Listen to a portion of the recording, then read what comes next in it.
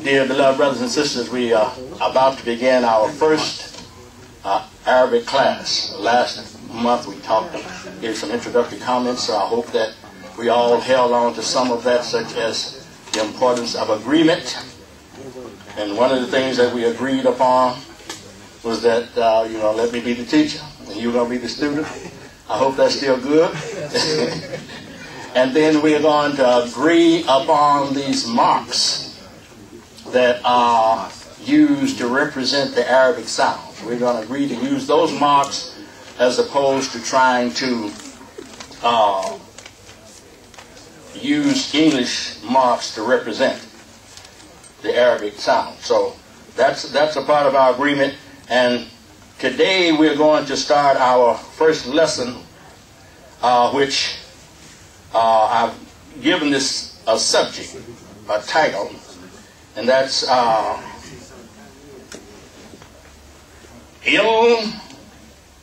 Ilm is the word for science or to study.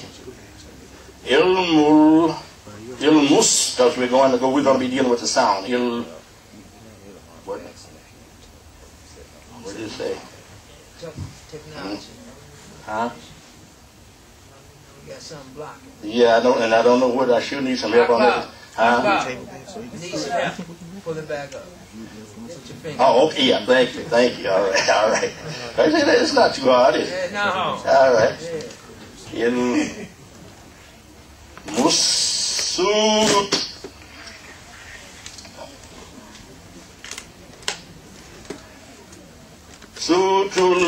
Sutul insan. And what we're saying here is that this lesson is going to be the study of human sounds. That's really what we're talking about, the study of human sounds.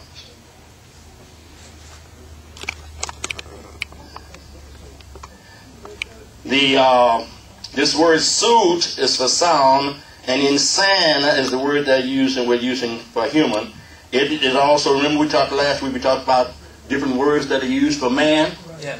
We chose to use this word, insan, because we are talking about the social aspect of our lives.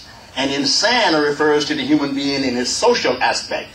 Like rijal or rujul refers to the man in his physical, two-legged character. In Zakar, that's masculine as opposed to untha, which is feminine. So we are using insan because the language is for what? Socialization, communicating. So that's why the point I'm making in introducing this right quick, and that is that don't think because you see different Arabic words translated to mean the same thing that they mean the same thing. They don't mean the same thing.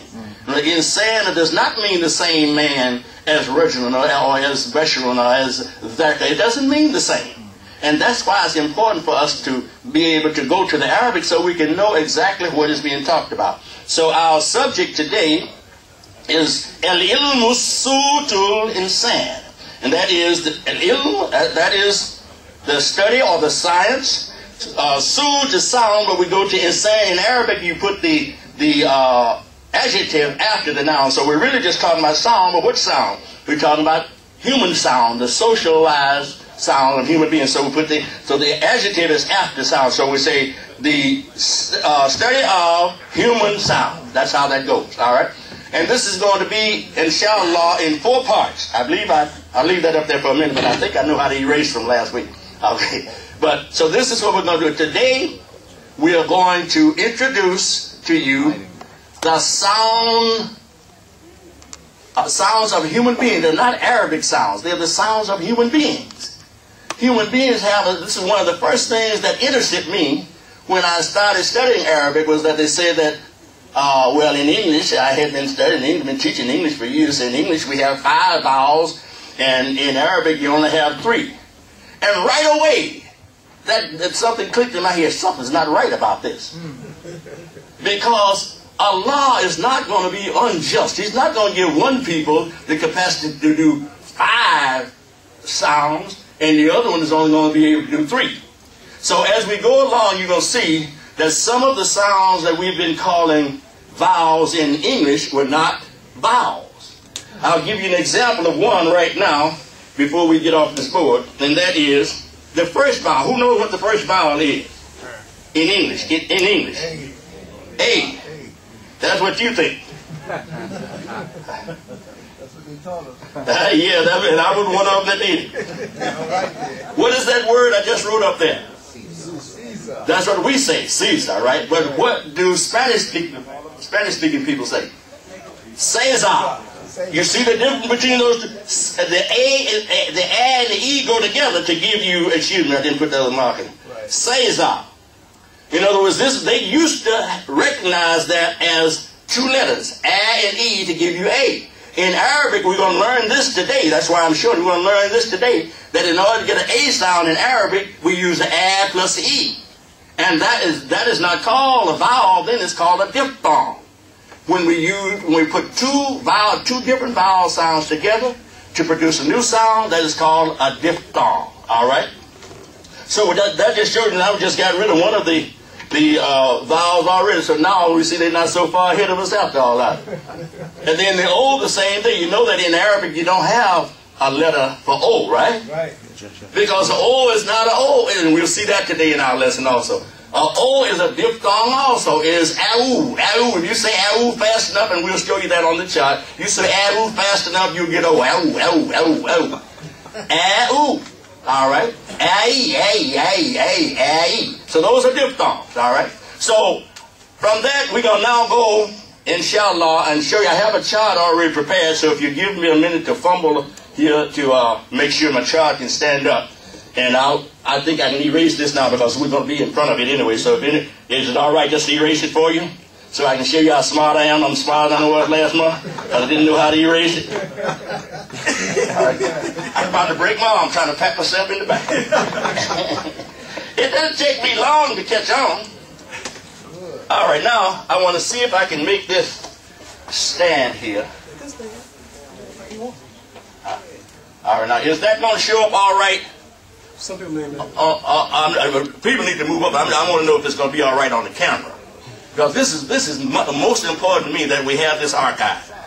Is that going to show up all right on that? All right, good. All right, we can go. Okay, so this lesson that we have, which we told you was llmul-Ishtaqaaq, the study of the human sound. We're going to divide this lesson into 4 parts so we don't have to rush. So I already have it divided into 4 parts. We're just going to use one part. And that's the first line up here. So that way you won't have to be confused. I don't know what all this other stuff was. If we can just get an agreement on how many symbols do we have on the first line. The line go across, columns go down, if we can agree on that. How many symbols do we have on the first line? No, I got them counted up there for you. All you have to do is look at the numbers. 10, all right, 10. So we can agree upon these 10 symbols today as representing these sounds that I tell you they represent. And trust me, because I know I can't get away, so I have to tell you the truth. And so I'm going to tell you, because if I do try to get away with something, Brother Akbar will get his smartphone and find me, and I won't get away too far. That's some good information. That's right. Ooh, that's some good information. I didn't want to get in it, but I'm getting involved. But I'm turned on by that. You know, I'm smarter than my brother, who's just younger than me, because he just got Facebook on the 13th of December. Because he's a judge, see, he's a retired judge, and he was waiting until they come out with the leather gold embossed library edition of Facebook. I think some of y'all got that. Okay. All right. So these are the 10 symbols that we're going to deal with today. All right. Just agree to let them represent the sound that I say that they represent, because they don't say anything. Neither do your English letters say anything. They don't say anything. They only represent what you say. All right? You put them on, write them on the board or on a magic board or whatever. They will never say anything. So they really just represent. So these marks that we have up here, which way are we going to go on the chart? Right to left. All right, we got some agreement already. We're going to go from right to left. So this first mark represents the sound A. Everybody say that. A. Now really